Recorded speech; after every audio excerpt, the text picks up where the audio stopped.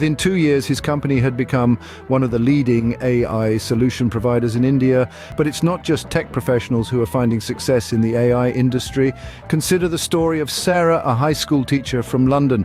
Sarah had no background in tech, but she was interested in AI and its potential to revolutionize education.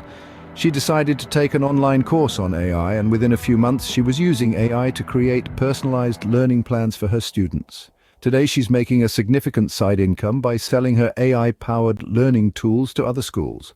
Finally, let's look at the story of Kwame, a business consultant from Lagos.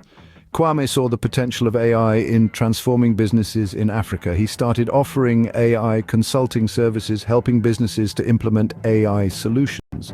Today, Kwame is recognized as one of the leading AI experts in Africa, and his consulting services are in high demand. These stories are just a few examples of the countless people who have found success with a side hustle in the AI industry.